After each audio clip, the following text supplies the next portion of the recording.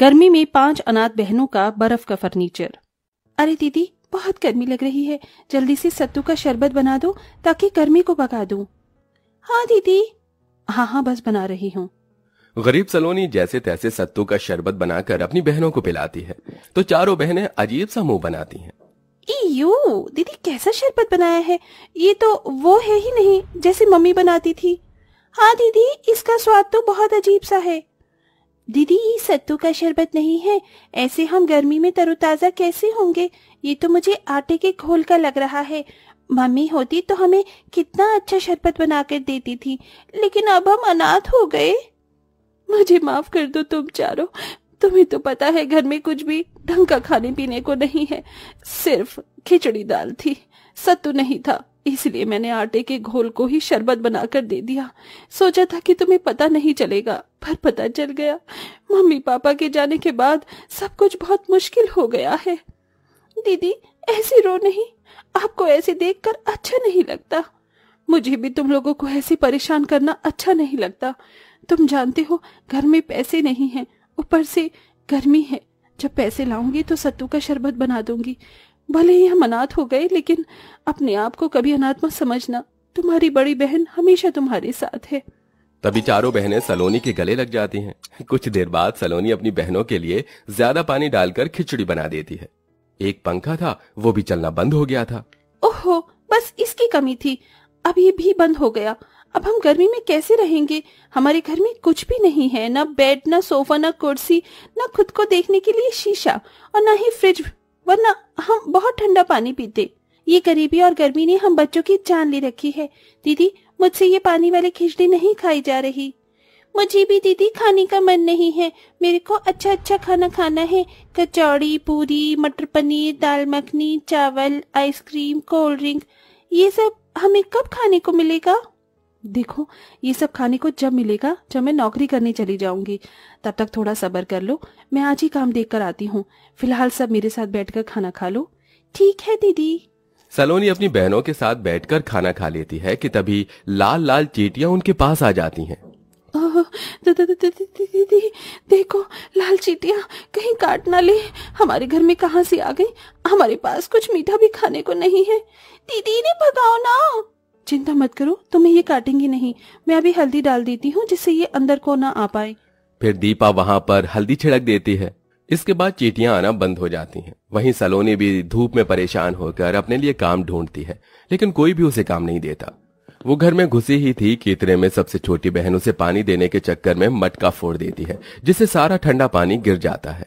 दीदी सॉरी, मुझसे गलती हो गई। मैं तो आपको ठंडा पानी देना चाहती थी, मटके का। अरे किंजल, तुम्हें ये करने की क्या जरूरत थी? मैं अपने आप ले लेती। अब हो गया ना नुकसान। ठंडा पानी पीने से भी हाथ धो बैठ गए। अब कुएं से पानी लाना पड़ेगा और वो भी ठंडा नहीं होगा। इतनी प्यास लग रही थी। दीदी वो बहुत छोटी है, उसे कुछ मत बोलो, मैं कुएं से पानी ले आती हूँ। पर अब पानी रखेंगे किसमें? एक स्टील की बाल्टी है, उसमें ही रख लेंगे। सलोनी बिखरे हुए पानी की जगह को साफ करती है और दीपा कुएं से धूप में पानी लेने चली जाती है, जहां उसे बहुत पसीना आता है। पांचों अनाथ बहनों की जिंदगी में बिना माँ बाप के बहुत संघर्ष था, कभी खाने के लिए तो कभी पानी पीने के लिए। रहने की भी अच्छी जगह नहीं थी, जैसे तैसे बच्चे रह रहे थे, लेकिन अब तो घर का अनाज भी खत्म होने को आया था। फिर कुएं का गर्म पानी पीकर सलोनी बैठ जाती है।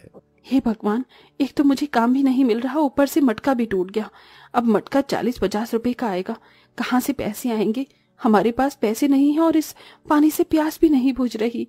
दीदी, मम्मी पापा के जाने के बाद हमारे साथ क्या क्या हो रहा है?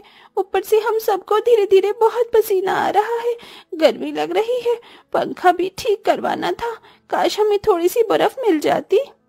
दीदी, दुकान पर बर्फ आती है, 10-15 रुपए का पैकेट होता है जमी हुई बर्फ का। हमारे पास उतनी भी पैसे नहीं है रश्मि, वरना बर्फ डालकर बाल्टी में डाल देते तो ठंडा पानी पीने को हो जाता। तभी आरती अखबार लेकर सबकी हवा करने लगती है। थोड़ा थोड़ा दीदी, इसी से ही गुजारा कर लेते हैं, आज तो पता नहीं नींद भी कैसे आएगी। फिर रात हो जाती है। सलोनी अपनी छोटी बहनों को चूल्हे पर खाना बनाकर खिलाती है, जिससे घर में धुआं धुआं हो जाता है। रात में सब सो रहे थे कि अचानक से किंजल और रश्मि के ऊपर चूहा चढ़ जाता है, जिससे दोनों डरकर जाग जाती हैं। दीदी, चूहा चूहा! नहीं सलोनी, दीपा दीदी, चूहा नहीं था, वो कीड़ा था। हम जमीन पर सोते हैं, गर्मी में कीड़े भी तो आ सकते हैं। काश हमारे पास कोई बिस्तर होता। वैसे ही नींद नहीं आ रही थी और नींद उड़ गई। हे भगवान, अब कीड़े रात में कहाँ से आ गए।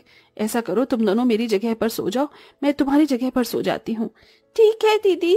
बड़ी मुश्किल से पांचों बहनों को कीड़े और चूहे के डर से नींद आती है। अगले दिन दीपा गर्मी से परेशान होती है तो किंजल को कुएं तक टहलने और थोड़ा पानी भरने के लिए ले जाती है। इतने में एक औरत 2 मटके लाती है, जिससे वो भरती है तो उसके एक फूटे हुए मटके से पानी निकल जाता है। हे भगवान, मेरे घर में बिल्कुल भी पीने का पानी नहीं है और इतनी गर्मी में दूसरा मटका मैं कैसे खरीदूंगी। मेरे पास पैसे भी नहीं हैं। काश ये मटका जुड़ जाता। अब एक मटका लेकर तो घर लेकर नहीं जा सकती। क्यों ना उनके थोड़े से टूटे हुए मटके को मैं ठीक कर दूं। पर कैसे दीदी? बस देखती जा। सुनिए आंटी जी, मैं आपके मटके को ठीक कर देती हूँ। सच में, अगर तुम मेरा मटका ठीक कर सकती हो तो कर दो।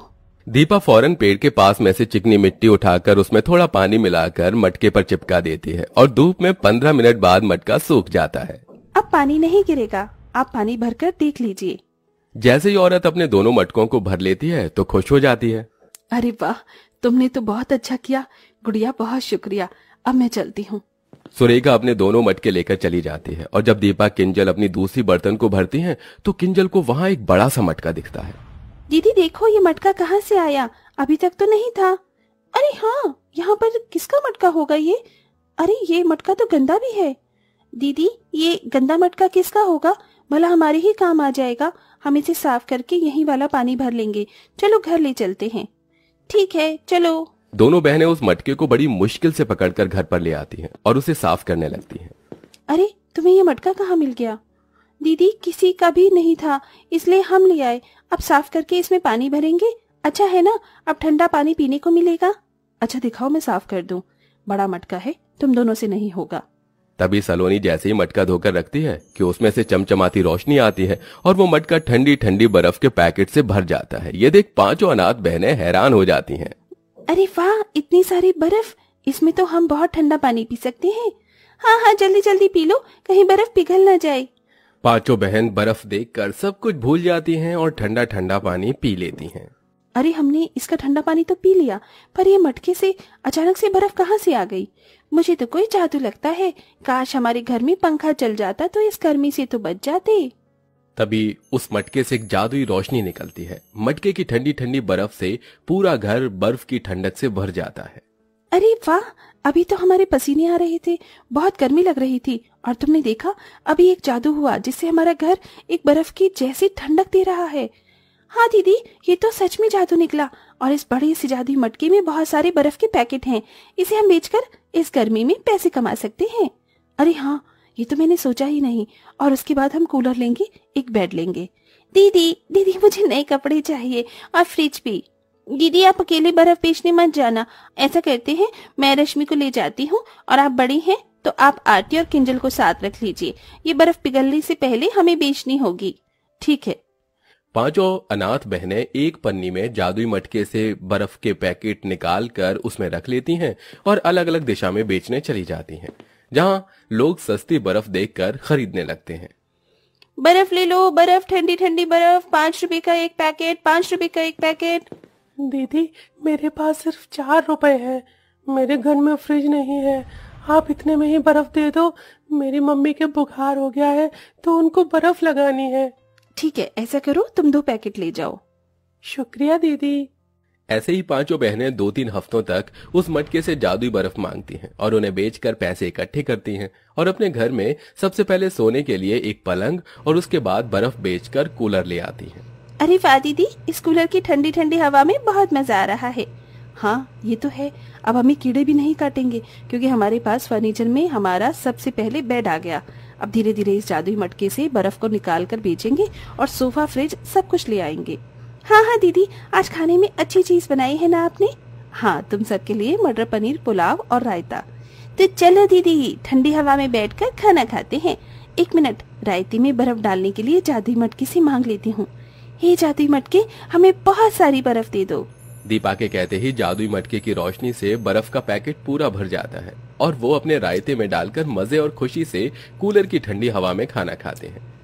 आज वो पहला दिन था जब वो अपने माता पिता के जाने के बाद सुकून से खाना खा रहे थे और अब धीरे धीरे उस जादुई मटके से बर्फ के पैकेट बेचकर वो थोड़े दिन बाद अपने लिए फ्रिज ले आते हैं और उसके थोड़े दिन बाद सोफा और धीरे धीरे करके अपने घर को अच्छा करके सारा फर्नीचर का सामान ले आते हैं। जिसके बाद पांचों अनाथ बहनों की जिंदगी उस बर्फ के मटके से बहुत आसान हो जाती है और सब खुशी खुशी रहने लगते हैं।